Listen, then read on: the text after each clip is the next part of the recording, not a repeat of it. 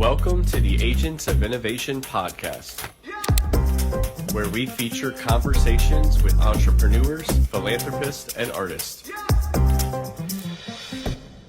Welcome back to the Agents of Innovation podcast. I'm your host, Francisco Gonzalez, and we've got a special guest back on the Agents of Innovation podcast, Matt Stone. You might remember Matt Stone as Elvis. He is the Elvis tribute artist that we had on back in episode 117.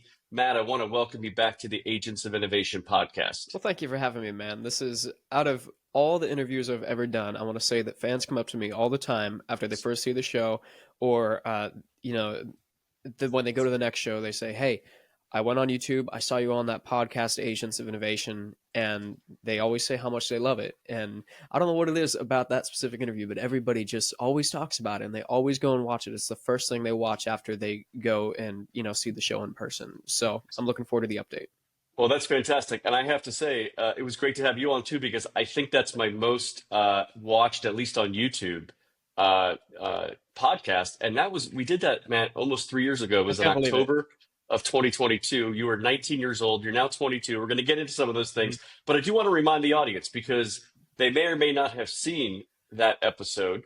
They also may be new to the Agents of Innovation podcast. If you're new, we're on every platform imaginable: Spotify, Welcome. Apple, wherever you get your podcast. But also, if you're listening to this on one of those platforms, I encourage you to come over to YouTube as well and watch it. You can watch Matt and I here on the screen. But hey, I know I'm like a lot of people. I like to listen to my podcast when I'm walking, driving.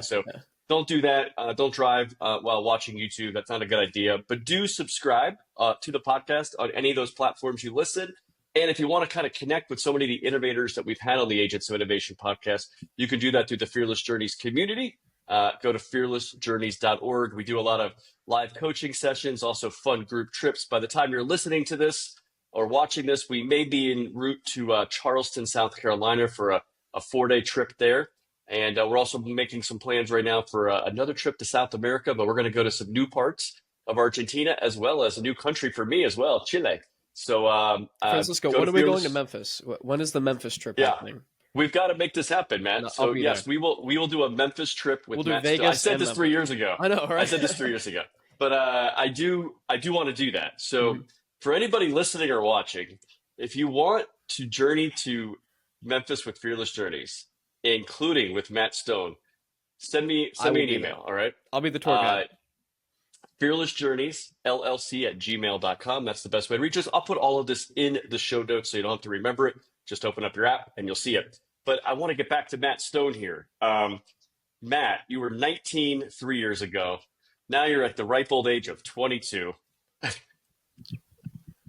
Yeah. When we were recording the podcast, I was just making a joke. I was like counting on my fingers, like 1, 2, 3. Then I realized that's out of frame, so people are just like, "What's he doing?" What's he doing? Yes. Well, you were 20. You were 19. You're 22 now. When we were recording the podcast, your wife had accompanied you, and she was in the next room, pregnant. Oh yeah. And now you have a 2-year-old son. Now she's downstairs, not pregnant. Yes. Right. Well, we don't know. But anyway, you're 22, 2-year-old child, 2-year-old son. We talked about a lot of things on that pod, Matt, but the biggest thing I want people to know, if they're listening to this for the first time, you are an Elvis Presley tribute artist. We talked about the difference between a tribute artist and an impersonator. You actually go out and you actually sing. You're not lip singing. Right. You sing. Your voice sounds so great.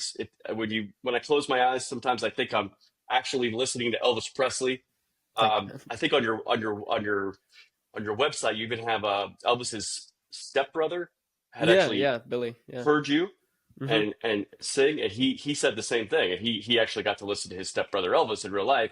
I said Matt Stone's voice comes the closest I've heard to Elvis, right? So pretty cool. But you're really great at that. But when I first saw you, it was at the Islander Bar and Grill. Yeah. And I'm not sure if you've given up that gig, but you were doing that almost every week.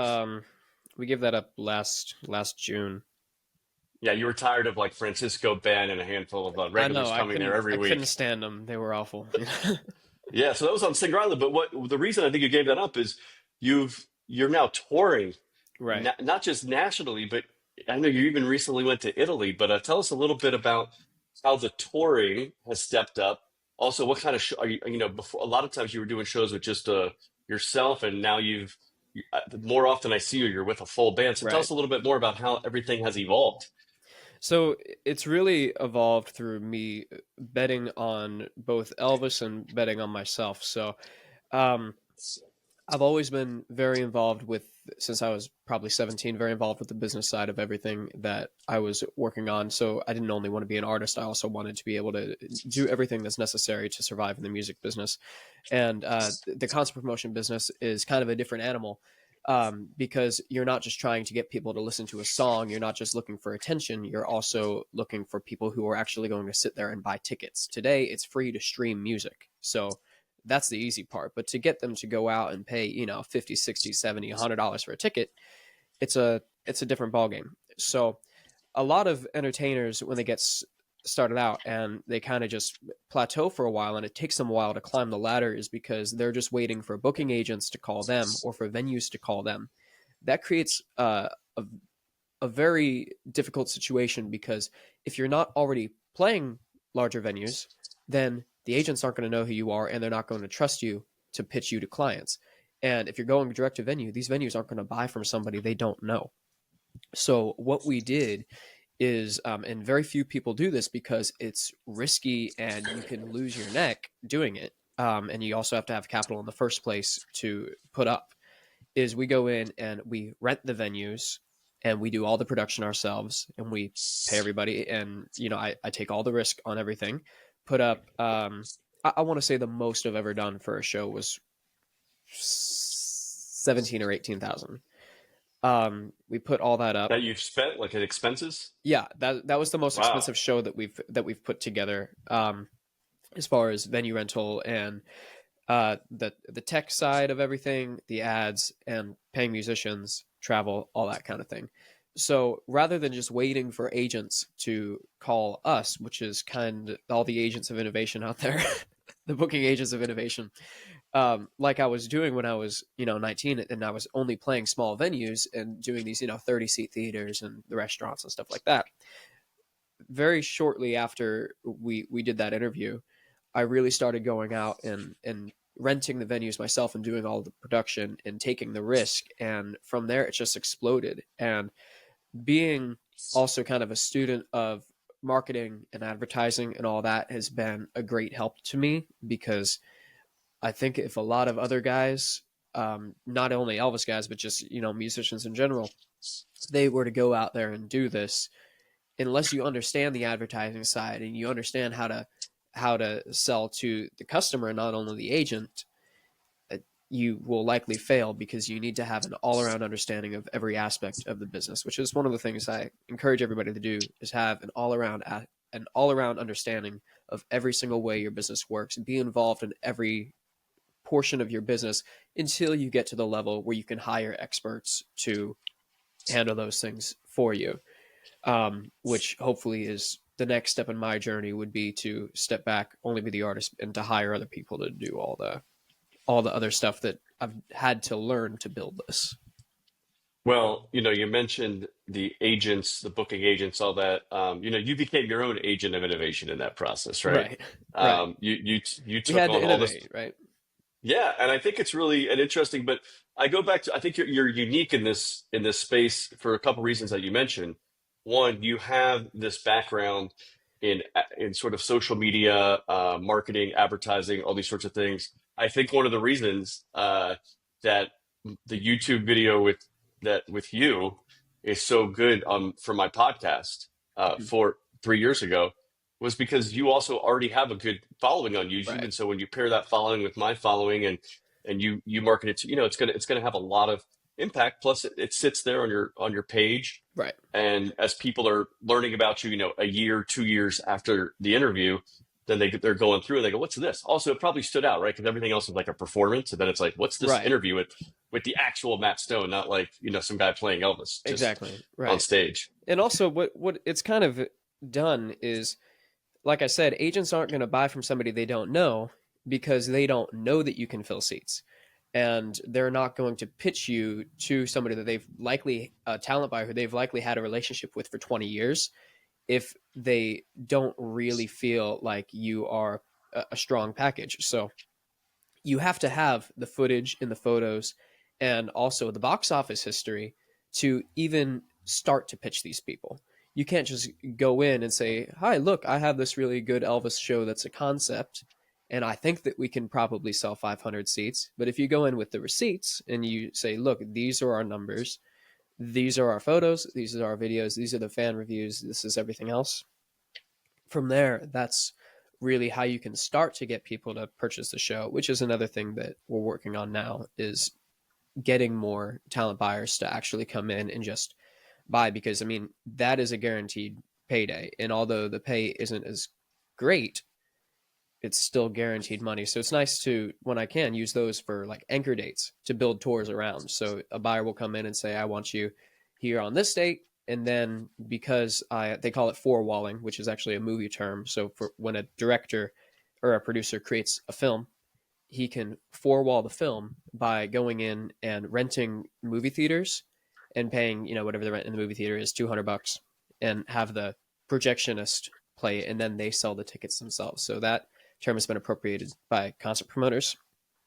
So I've come in and I four wall dates around the anchor dates. And I mean, sometimes it's just a whole four wall tour, which is what I've largely been doing. I mean, I did 3 four wall dates this month. How many last month? 4, I think, last month. So I just keep building it, increasing the amount. In February, I want to say we're probably doing like 8 or 9 four wall dates. So there's a lot of risk up front, but it's also gonna hopefully So pay four off wall, well. that's where you're putting everything. You're taking the risk up front for renting the Right. venue and doing all the production yourself. Correct. Yeah. Right. Well, that's great. But then, the ownership of that, like you have the ownership of that, so then you get to reap all the rewards, right? You don't have to pay you don't have to, Exactly. you're not waiting for the venue to pay you. You're getting paid directly in the tickets. Right.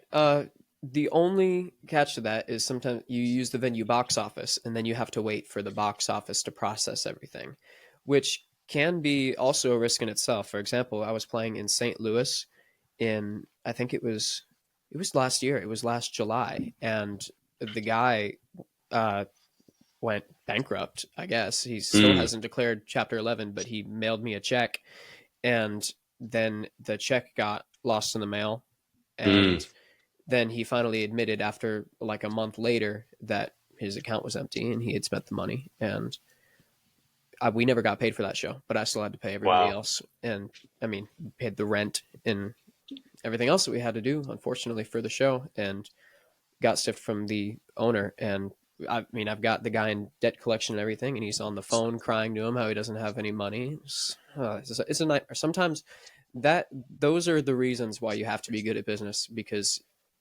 eventually you could either be that guy or you can, run into that guy. And hopefully you have enough built around where you're not betting your house on that single show. So Matt, yeah, that's a good point there. You didn't go to college, and Hmm. you've learned all of this through the act of doing, in a sense, Right. and maybe self-teaching and learning from others. But music is a business, right? So Hmm. you've got a talent, and a lot of times, I mean, the artist is an artist, right? And they may not. Right. A lot of times, an artist is different than a business person, right? Like Right. totally different set of skills.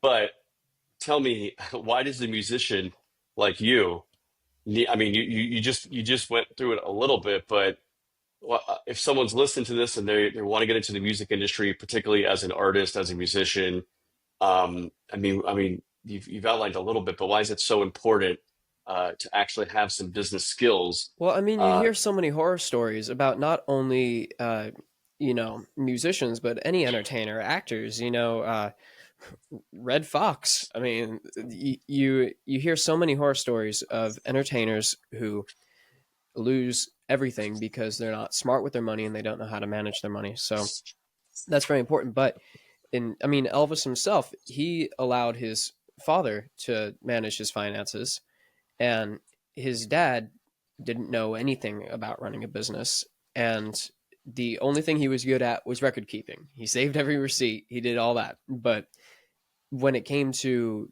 actually running a business and figuring out, this is our this is how much we're making. This is our gross. This is our net. This is everything else. He was completely clueless to that extent, to the point where in 1976, 1973, Elvis wants to fire the Colonel at one point. And Colonel says, okay, well, you owe everybody this amount of money. And it was somewhat fictionalized in the Elvis movie, if you've seen it. But for all you watching, if you've seen it, it's somewhat fictionalized. It didn't exactly go down like that. But it did largely go down like that, but to some extent, where Elvis thought, I'm making millions of dollars a year. I want to leave my manager, and all of a sudden he says, I owe everybody all this money. How can this be possible? Oh, well, it's because you had no hand in your finances at all. You had just delegated it to people who didn't know what they were doing. Yeah. Well, that's good.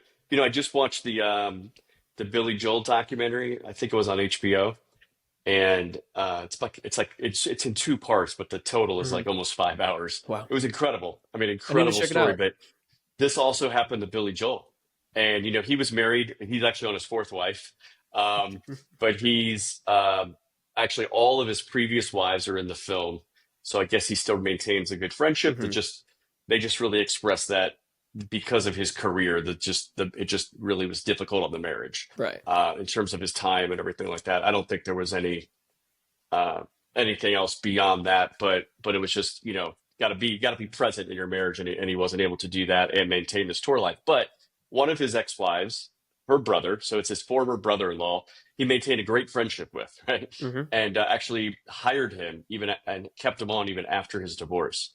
This guy managed his business for like 2 decades. And somewhere deep into Billy Joel's career, I want to say, I mean, he's been in the public eye since like the early 70s, and I think it was somewhere in the 90s or early 2000s. He realized he was broke. I think it was in the 90s, and he was like, "How is this possible?" Mm-hmm. And this guy was basically taking all his money and just spending it on his own stuff. So he fires this guy and actually took him to court. But Billy Joel realizes the litigation and the time and effort he's going to have to spend in court to get whatever bits of money back from his former brother-in-law, who was his manager and everything, was just going to take him so much time. He could just go out there and tour and Right. make a lot more money and figure it out. And he actually had to learn these business skills and learn to manage his own money. I mean, think about it. I mean, such a huge act like Billy Joel, Mm-hmm. kind of like such a huge act. They don't really have, this is why you hire people, right? You delegate things, Right. but there was that element of trust that was missing. And also the fact that, anyway, when you don't have that entrepreneurial business mindset, you just think whatever is going on over there is fine. But, you really do have that entrepreneurial mindset in everything you do. I mean, from the social media to the marketing to the, taking the risk to sort of own your own shows, rent the space out, and kind of take on that production cost. So I think that's really great. Something a lot of people can learn. I don't think honestly, I've met and interacted with so many different independent artists who don't do tribute shows. They actually, they do their own music, write their Mm-hmm. own music, and a lot of them are very good at. I mean, that's what I started seeing. Musicians as entrepreneurs, because I see they're really good at marketing. They got Mm-hmm. all these different relationship building skills, all these sorts of things. But I still think you're so unique, Matt, in this, and that you're so young, being able to do this, that you've been able to have a lot of success. So speaking of success, you've you've now done a lot of these shows. Last few times I've seen you, you've been with a full band, Mm-hmm. which was quite different than when I saw you 3 years ago, Very. when it was very rare to see you with a full Right. band. It was like a couple times a year. You might be now. It's Mm-hmm. like you said, four, 4 or 8 5 times a times a month. month. Yeah. Yeah, you're doing a full band. Your shows have also grown. I went to your website just before this podcast just to see where does Matt have some upcoming shows just in the next few months. I'm going to list the states. Obviously, you're all over Florida, right? You're Mm-hmm. like in a lot of different parts of Florida, but you're also going to be in California, Washington, Oregon, North Carolina, West Virginia, Georgia, Tennessee, and Louisiana. And that's what we know that's publicly available on your website. You also just came back from playing some shows in Italy. Mm-hmm. So tell us about this, how you've just gone to a next level nationally, and even now tapping into some international markets. Well, it was really just a matter of, well, for the international market, that was different. That was a purchased show, and we had the show bought and we went over to Italy. So that was an incredible experience. I'd never been out of the country before, but now I plan on doing that a lot more. Now that I have my passport, I'm going to be going on all of the fearless journeys. And Great. but in 2027, we're going to be going to the UK.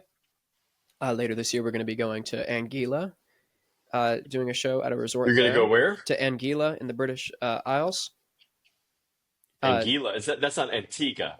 It's no, different. Anguilla, it's Anguilla. different. It's Anguilla, different. man. There's so Anguilla. many countries out there. There I are, yeah. don't even It's a small territories. place.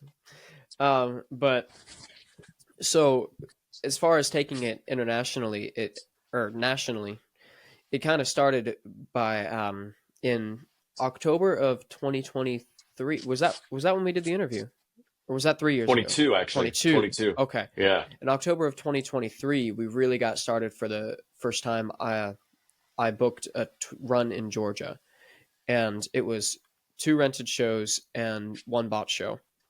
And from there, it was really just, copy and paste for, the approach for doing it in Georgia to nationwide. And of course, like I did learn in California, both last year and this year, that getting people far is difficult, and it's very expensive to bring people to the other side of the country. So as long as you maintain that your margins are high enough, it's so much cheaper for me to bring the show to Georgia than it is to So when you're saying California. that, you're talking about your fellow bandmates, like for Right, them to tour with you right, and the whole expense. Yeah, that's a right. lot. Yeah, I mean, I want to say that typically I pay probably around $700, $800 per person per show, to get them there. When we did California, it was a whole lot more than that overall. We just did Michigan not a couple days ago, but like a week ago. And in Michigan, it was just a one-off date, and I want to say I probably paid more like 1,200 or 1,300 to get everybody there. So, as far as taking things nationally, you just have to, really crunch the numbers, make sure that these venues are going to pay off. So, at one point, going back to what you were saying about how the venues have grown and the show has grown and everything else, it also just became being more selective of what venues I was going to be playing. So we were playing a lot of either small venues or rundown venues. And I can't really say we're doing rundown venues because we still do some of those. But getting the nicer theaters tend to pay off in turn with higher ticket prices. So if a venue only costs you, for example, 2 weeks ago, we were playing in Savannah, Tennessee. Savannah, Tennessee has a population of, I think, 4,000 people. Like, nobody lives there. It's a very, very small town. Um, and the theater had no curtains, halogen lights, no colors on the lights, no sound system. The rent at this theater was, I think, $200, as opposed, but you literally only got the stage and the seats, and that was it. You got no help with marketing from the venue. They didn't run the box office. I had to run the box office, everything else. Mm. As in turn with in Pensacola, for example, I play a theater called the Sanger Theater, and the Sanger Theater is more like $14,000 to rent, plus the band expenses and the ad costs and all of that. But they handle everything, and it's just turnkey. You go in and everything is taken care of. The theater is pristine. All the lights and the sound are perfect. The tech staff is fantastic. And also they have something of a built-in audience. So what I learned was with these larger venues that have more reputation, they have built-in audiences that you go in, you go on sale, and the next day you sell $5,000 worth of tickets. And as opposed to in Savannah, it took a while, and there was a major Mm. lapse as far as when we went on sale to when we broke even. That's interesting. Yeah, it seems like that venue the audience has a lot of trust in the kind of people Mm-hmm. they select to be there, and Right. it's probably just like a regular thing. I know a lot of, like, for example, retirement communities in South Florida Mm-hmm. that we know of, right? They bring in performers all the time, and it's just like the communities, yeah, an individual might pick, I like that one or I don't like that one, but in general, the community is large enough that it's going to support. almost any kind of musician Right. coming in or Like comedian like actor. Century Village, for example. Yeah, I think they have a 1,000 seat showroom, and they almost every show there is sold out. Doesn't matter if it's good or bad. right. It's gonna sell out because it's right there at home, and they all go, every single one Yeah, of you them. just walk from your front door to Yeah, the thing, or maybe some people take a wheelchair at that age. I don't know, yeah. but anyway, but Matt, on episode 117, 3 years ago of this podcast, you and I were, we were geeking out a bit about Elvis, maybe me Hmm. more than you, because you Oh, kind of I don't lived know this about thing, that. but You know. yeah, yeah. But we talked about a lot of things, and Mhm. one of the things I had asked you. Um, I had asked you if you had been to RCA Studio B, Mhm. where Elvis had recorded, I think, more than 100 songs, maybe a lot of songs. Yeah, a lot of Um, songs. and at that moment, I was a couple weeks away from going. It was on the Mhm. Yep. itinerary of the Fearless Journey's group trip to Nashville. I wish So I'd gone on I, that one. I had not been there at that moment, but a few weeks later I did. And it was, first of all, I think anybody that's in Nashville, go to the RCA Studio B tour. It's incredible, and you get to go in the room, and it's very I would say it's very minimalistic compared to what I Mhm. would expect, especially when you think about he recorded there probably in the 50s, 60s, 70s, somewhere in that period. Mhm. Um, and anyway, but they actually did play over the speakers for us as a tour group. Um, I think two Elvis songs from the actual recording in RCS Studio B, Mhm. and it was like I just got chills, right? I mean, they turned the lights down and they just played the song. Then maybe they didn't. Maybe they Mhm. played like a minute or something. It was incredible. But I just recently noticed that not only have you gone to RCA Studio B, Matt, but you got to do something special there. So tell us a little bit about your Yeah, experience. so when I went to RCA Studio B, it was something that I'd always wanted to do that I never had the chance to do because you can't just go to Studio B. You have to get tickets to the Country Music Hall of Fame and then do an add-on, and then they have to bus you over with the tour guide, as opposed to just going to the studio like at Sun Studio in Memphis, for example, where you just walk up and you go in. Um, so when we were on the bus over there, there's a system called the Nashville number system, which Hmm. is was a way for musicians in Nashville to learn songs very, very quickly. So, for example, if there are, there are 8 notes in a scale or 7 notes in a scale plus the octave, you can say, okay, this chord is the one, this chord is the fourth chord, this chord is the fifth chord. So rather than having to write out the music, these musicians would just write out 1, 4, 5, minor six, so on and so forth. And the guy who created this was actually one of the Jordanaires from Elvis's backing group. So we were on the bus ride over there, and the tour guide's telling a story of how the Nashville number system was created, which is still used today. A lot of times, if I'm throwing a song out on stage that like the guys don't know if somebody requests it, you'll just see me go and just kind of give the hand gestures so they know what to do. So he's telling the story, and he asked, "Does anybody have any idea what I'm talking about?"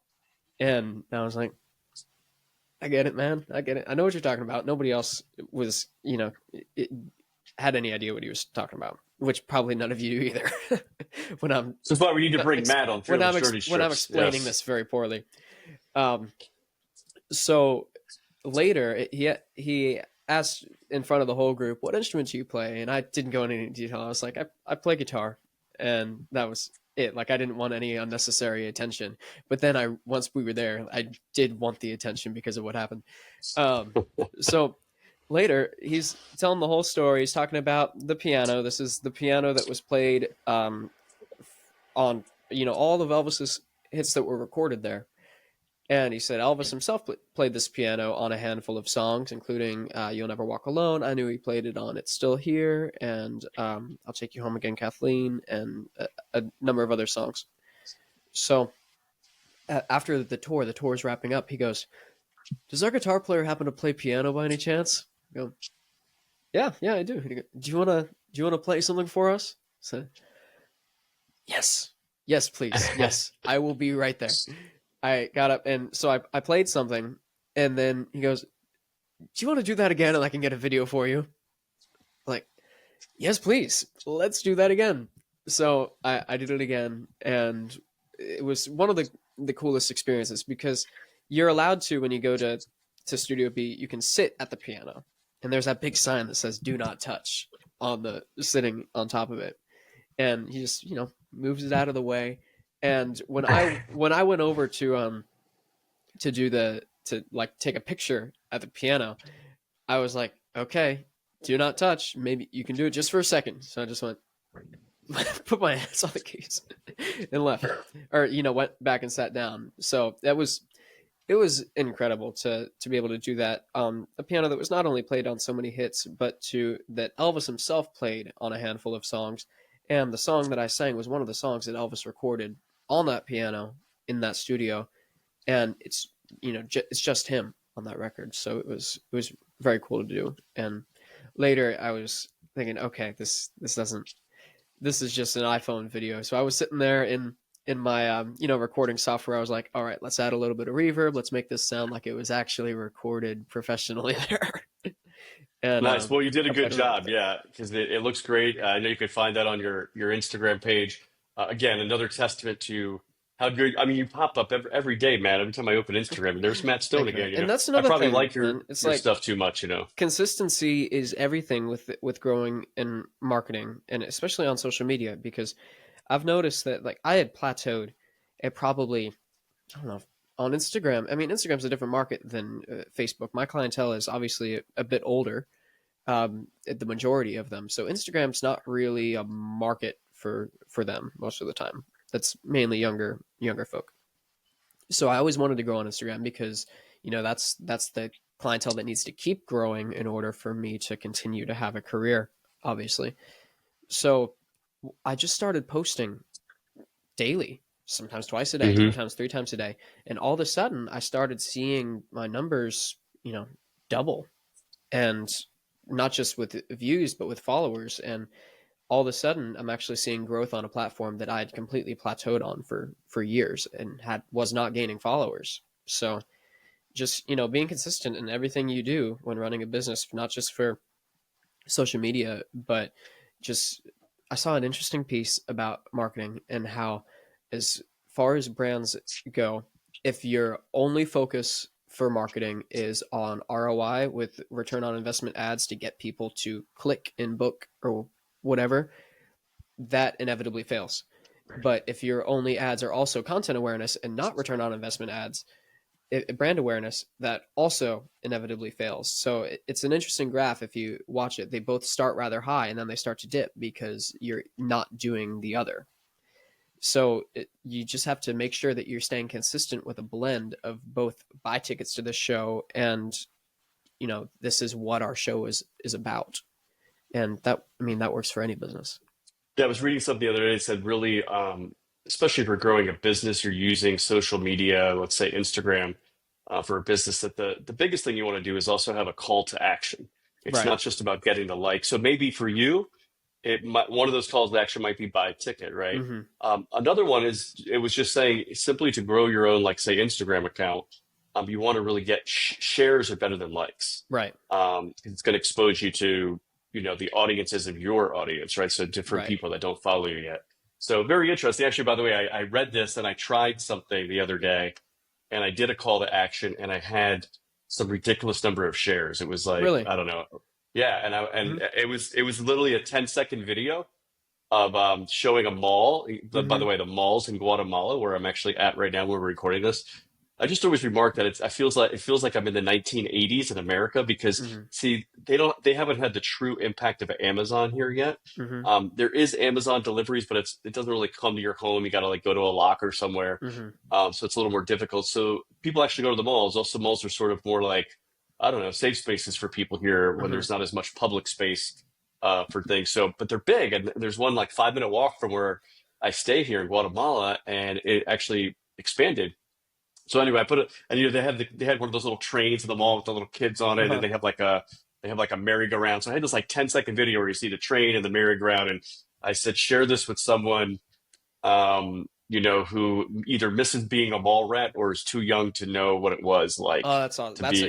That's a great CTA, and I mean that kind of thing is so good because you're obviously not selling to somebody, and people don't like feeling sold to. So the biggest thing that I learn about advertising is if you're trying to sell to people, do not try to sell to them. You want them to create. I mean, it really depends on your business. If you have a plumbing business, this isn't going to apply to you. If you have a pesticide business, this is not going to apply to you. But you want people to have some kind of emotional attachment to your business, and to your brand, and to really feel like they're a part of something larger. So for my show, for example, that's not just, hey, you should buy tickets to this because this is a really good Elvis show. No, this is a show that's going to fill a void in your heart that's been missing since Elvis died. Or if you are somebody who is disgruntled with Elvis impersonators because they're cheesy or overly flashy, or just, they overdo everything, or, they're not portraying Elvis authentically, they're just copying each other. Well, if you are disgruntled with those impersonators, this is a show for you. You can be a part of this audience, and we can grow this movement together. And just bringing people into this overall experience. And something I've found really interesting lately is just kind of the phenomenon of, like, the Taylor Swift fans, the Swifties, and the Sabrina Carpenter fans, and all of that, how they've really just sold people on something that's larger than a human being, but they do it through social media in a way that, like, Elvis was obviously larger than life, but he didn't do it through branding. Like, he just did it because he was larger than life. But people like Sabrina Carpenter and Taylor Swift, they're completely manufactured through that emotional connection of building a loyal fan base. And I just find it so incredibly interesting, especially with Sabrina Carpenter, how you think that, little blonde girl in her underwear on stage, like, that would be attracting male fans, right? But no, all of her fans are like 16-year-old girls. Like, how did that even happen? And it's all because the record label just branded her on, like, empowerment or whatever. And Taylor Swift Mm-hmm. branded herself on, you're being like your best friend, and, turning your troubles into something good. So it's I'm always consuming as much that I can with marketing and research and brand awareness, and just, learning as much as I can. Like you said earlier, and I feel like I'm talking too much. I'm sorry. um, you were talking about how I didn't go to college, and I didn't go to college, and I've learned so much just through free resources. I feel like college was at one point absolutely vital if you were going to succeed, because you didn't have those resources readily available to you. But in today's day and age, you can learn more on Google or on social media or whatever, as long as you're looking in the right places, than you ever can in college. Because a professor might be, you know, he's the guy. You go to your professor for knowledge. You can go to a million different professors who are experts in every different area on Google and social media. And especially because being a brand and being a content creator is so big, you got all these, CEOs who are also content creators, and they're telling you their secrets, and this is how I did it. So I find it very important to immerse yourself in as much as you possibly can with building that emotional experience rich brand. So I think it's interesting because you hit on the fact that you may not go to college, but there's still learning one needs to do, a Right. self-directed learning, and we have all the tools and resources today to do this. I mean, you talked about Google, but Matt, you may be getting too old. The kids behind you now like on AI, right? I know you are too, Right. but Oh, me too. uh, But but but I mean, like, yeah, I mean, we're getting all these tools that, I mean, and I kind of tell people now, like, look at AI as like an assistant, like right. how it assists you to, I mean, and an assistant, by the way, you have to train the assistant, You so you you have to really train do. the AI. Yeah. That's absolutely true. I mean, for example, my AI that I use for just, content ideas, like a lot of people use. When I first started using it, it was awful, and I could use none of it until I gave it the most crystal clear branding, and it just knows my brand now, like, like the back of its hand, that it doesn't have, to the point where I've just trained my AI system so well to create ideas and captions for me. And most of the time, I alter what it's created to some extent. Right. Right. But there is a big learning curve with, you need to teach AI exactly how you want to sound. Because if I were to go in on an unlogged in account and just go into like ChatGPT and say, hey, can you write me a couple captions for an Elvis tribute show? It would spit out terrible stuff. And it's Right. funny, when it's untrained, it's so easy to spot too. There's this one promoter company who runs Elvis festivals, and I can, the second they post something, I'm like, I can tell just by the emojis and the placement of the emojis that this was copy pasted from ChatGPT. Yes, yes.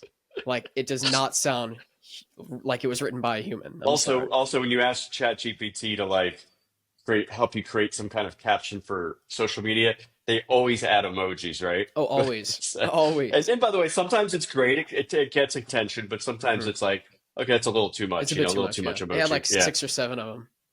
But Matt, you do a lot of things. So I mean, I think the thing that brings it all together is your great talent. We talked about how you built that talent on the last time I had you on episode 117, so that people could hear all about that because it takes a lot of time and effort over many years. The time you were a child to learn how to play guitar, play piano, Hmm. sing, voice lessons, all these sorts of things. So, but it is the central thing that makes you unique is your talent and also your knowledge, the way you learned all the knowledge about Elvis.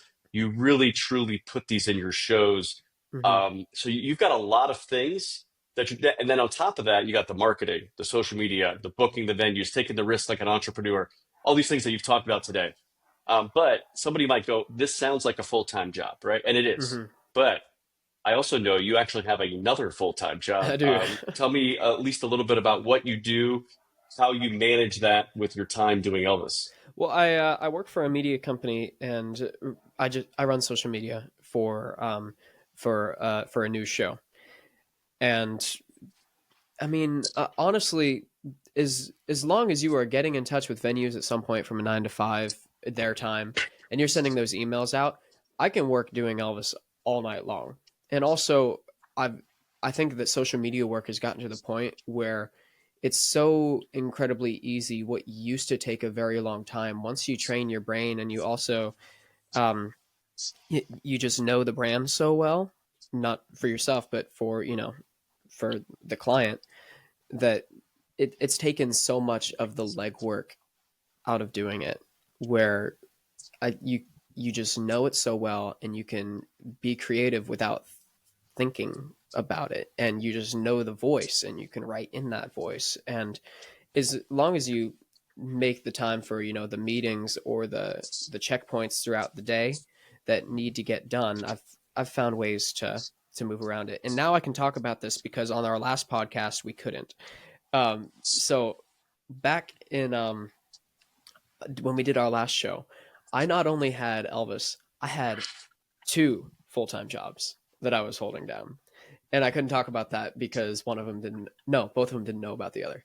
Um, so so it's funny because there was an Elvis movie called Live a Little, Love a Little, where he works 2 full-time jobs in person, and they're one on top of another. So he like runs in the emergency staircase and like changes outfits in the hallway, and that's always what I felt like. But at one point, I was doing Elvis, and I had 2 full-time marketing jobs. And I don't know, you find a way to make it work. I only had one situation where there was a meeting scheduled at the same time, and I had 2 devices, and I was muted on one, and I would just hop into the other, and I don't know how I pulled it off, but Wow. I made it work.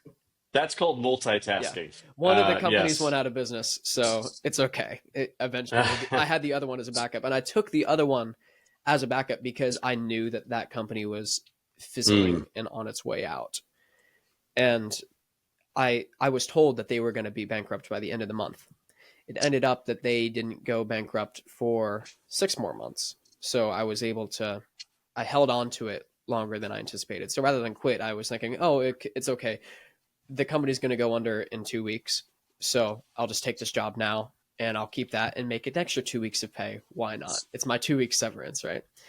But it just stuck around.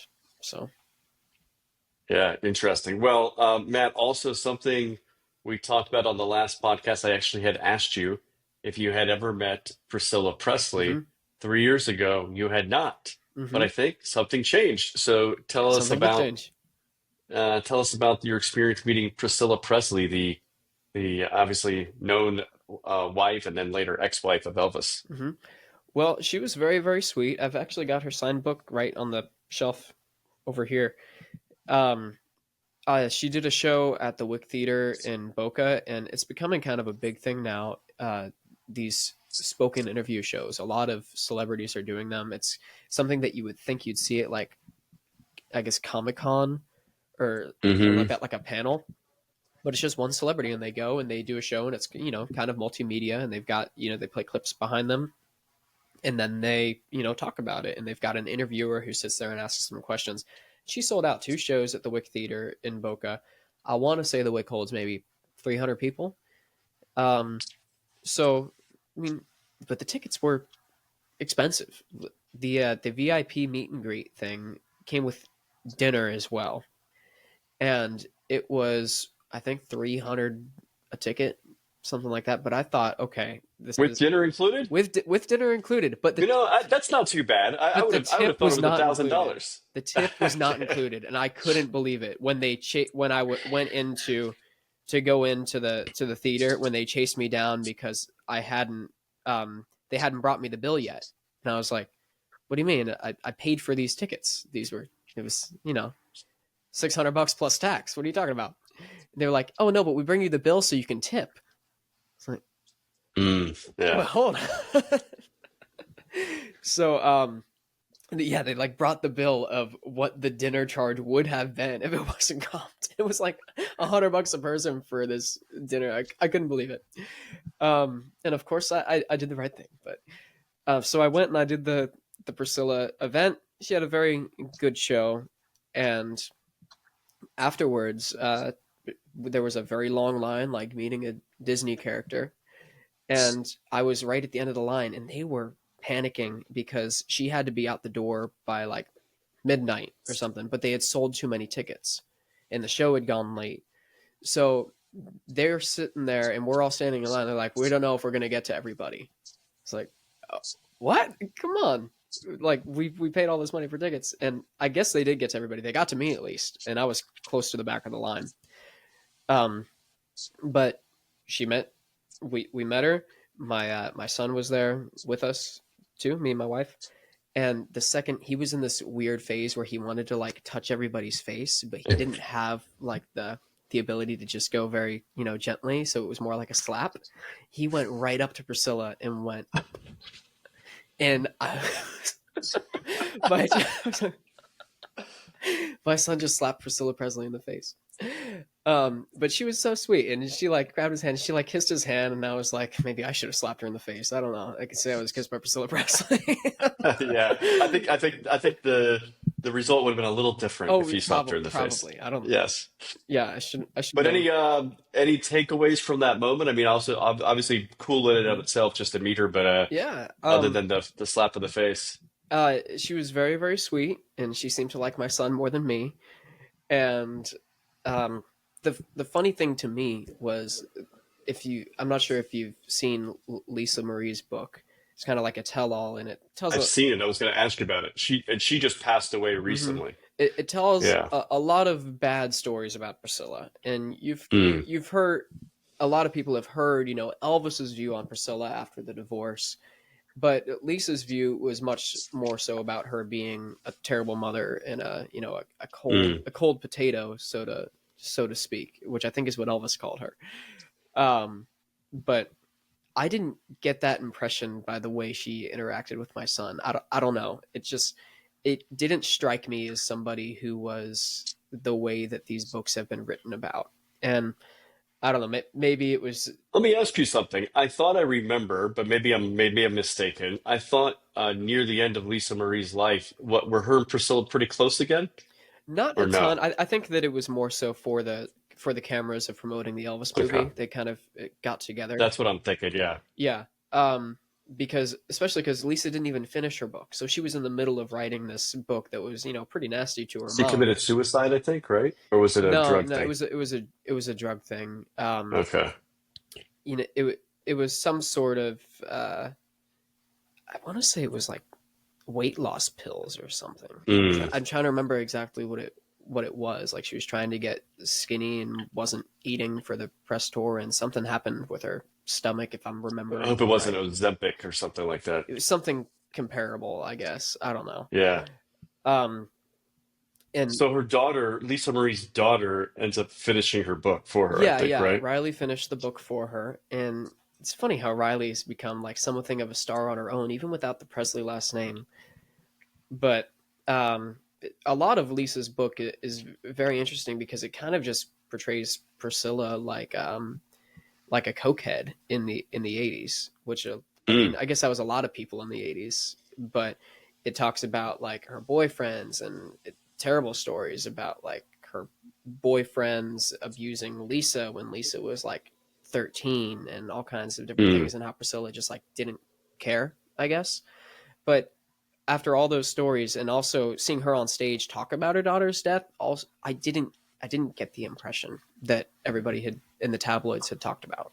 So Yeah. that was just me. Well, yeah. Well, interesting that you know, look, two things we talked about 2 years ago or 3 years ago. You hadn't met Priscilla Presley. Hmm. That was just a random question I had before. And then also you hadn't been to RCA Studio B. Now you've met her. You've had a son Hmm. who has also met her and slapped her in the Yep. face. And you've also not only been to RCA Studio B, you've actually played an Elvis tune on the piano Hmm. in the room that he recorded some music. So you've had some pretty cool experiences, and also you've traveled the country. You've gone to Italy. Hmm. Your shows have grown. So Matt, it's 3 years. What's next for Matt Stone? What are some of the goals that you have? Well, like I said, I would like to be able to delegate a lot of my work to experts and also just weed out the smaller venues. So Mm. I've largely done that since our last interview. Like in our last interview, I was still playing that, that restaurant in on Tuesday nights. And I've gotten rid of 90% of them just because I didn't need them anymore, because it was like, why would I do these shows when I can go make 10 times that amount just by renting a venue on Saturday night or whatever. There was actually a time right after, um, it was, man, I'm trying to remember when it was. It was maybe 2021, where over at the Islander, uh, there was a country band who had approached the owner and said they could only play on Tuesday nights, Mm. and that they were going to bring in 100 people a week to like square dance or something while they were doing their show. So Nico, I shouldn't have said his name.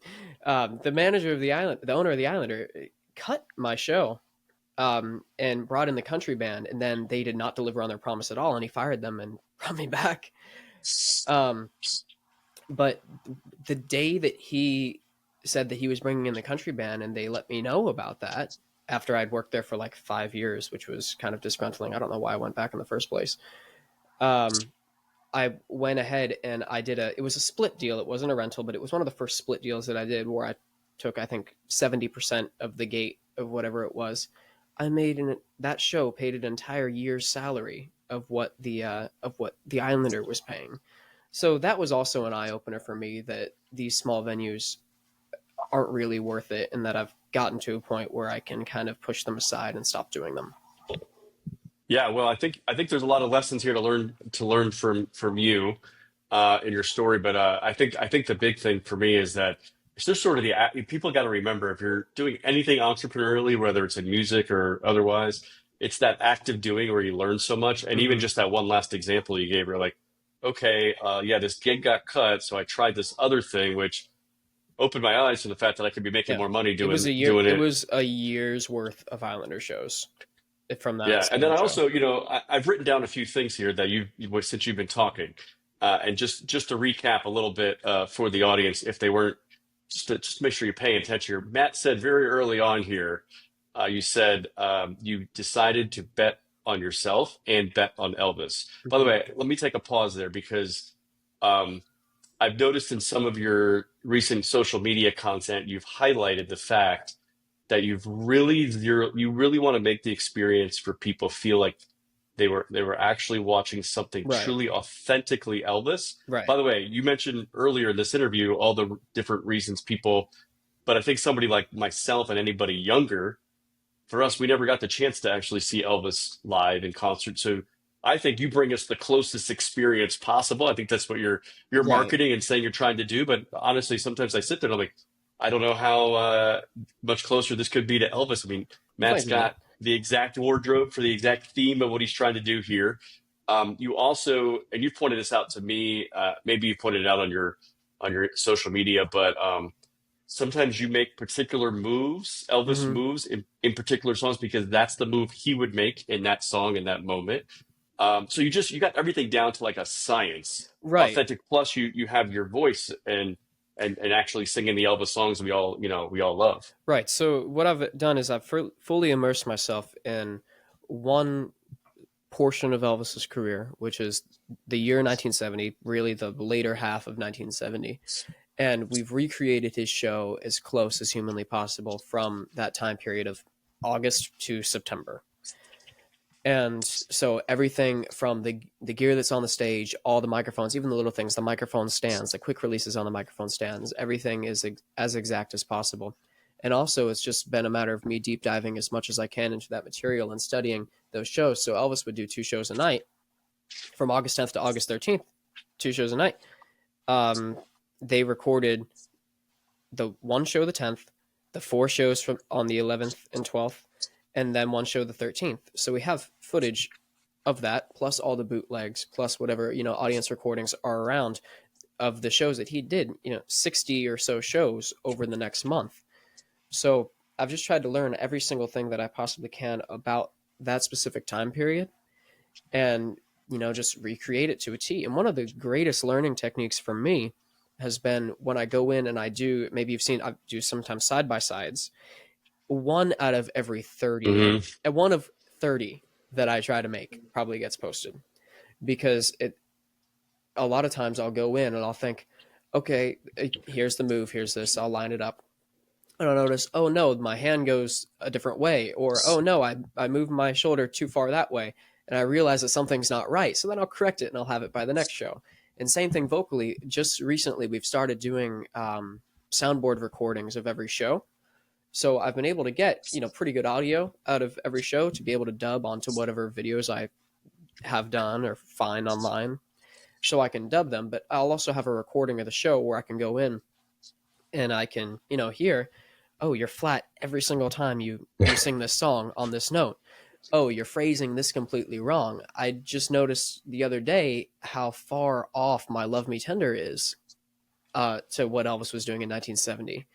And like, I'm never doing it that way again. And I will have it, fixed the next time I go on stage. There's a song, I've Lost You, where I'm doing this weird scoop and I'm shaping my throat the wrong way, I guess. And my oral posture is wrong to get the right tone out of a specific word. And I've fixed it. And if I listen to a show from last month to the shows now I've Lost You is so much better than it was just a month ago because I've been able to reflect and kind of get a game tape, so to speak. Yeah. Well, I think this is something that probably the average person sitting in your audience doesn't. They're not getting the entire like craft that you're building Hmm. I mean, maybe they're there, oh man, this song was great, right? Or he Right. looks great, he's whatever, like he looks like Elvis, he sounds like Elvis, I love this song. But I think what's really amazing, and this is why I think you're excelling at what you do and why you will continue to excel, and every entrepreneur, and when I say entrepreneur, I say that in the sense of you don't have to run and start a business to like think entrepreneurially. Hmm.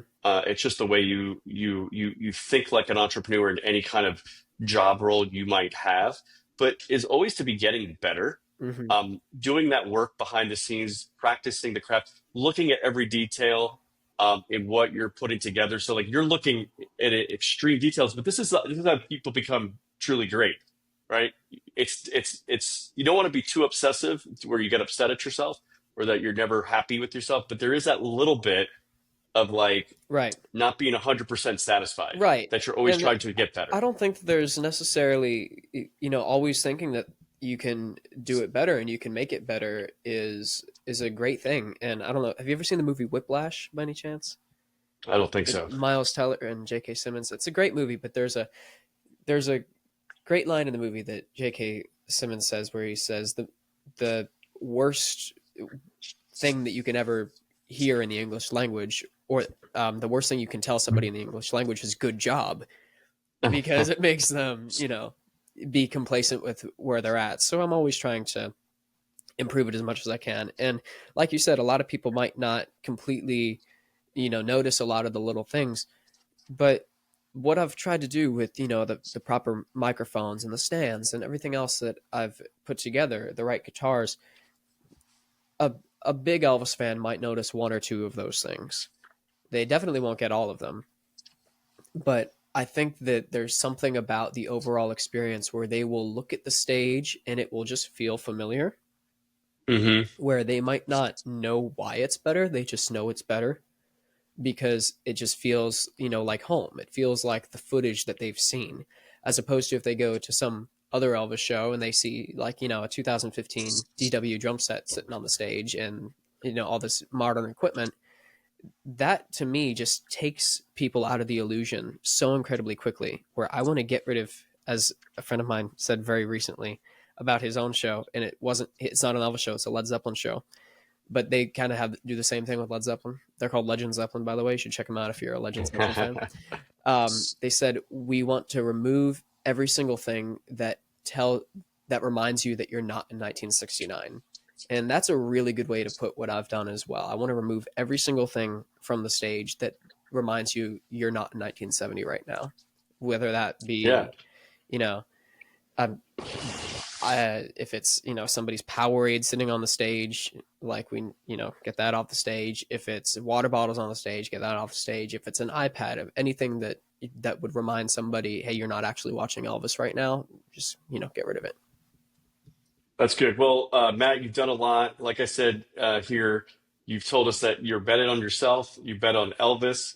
You've done everything necessary to survive in the music industry, down to, the way you sell tickets, rent venues. You've done this whole amazing recreation of this show. You've also talked to us about, and you've demonstrated how you've been very proactive in being, good and business savvy, renting the venues and all these sorts of things, but also how all of us can learn through all these free resources that are available. So whether people go to college or not, you always got to be a lifelong learner, and you're amazing at marketing and sales, right? We're always all selling ourselves in some way, shape, or form. So you've your next step, it sounds to me like you've said here, is you've done all this work, right? And you're doing all these different tasks, but now that you're leveling up, the best thing for you is to be able to get to a point where you can hire some experts in different areas that can run some of the things you're running now, so you can focus on being better at the top thing you do, and that's the recreation of Elvis Presley on stage. Right. I think the immediate thing that I would like to do is cut out smaller venues to the point where every single show has at least a small orchestra and a handful of backing singers. So last time around, we were mainly doing tracks, and then we kind of moved up to the band, right? And that band started as just a 4-piece. And we want to cut as many.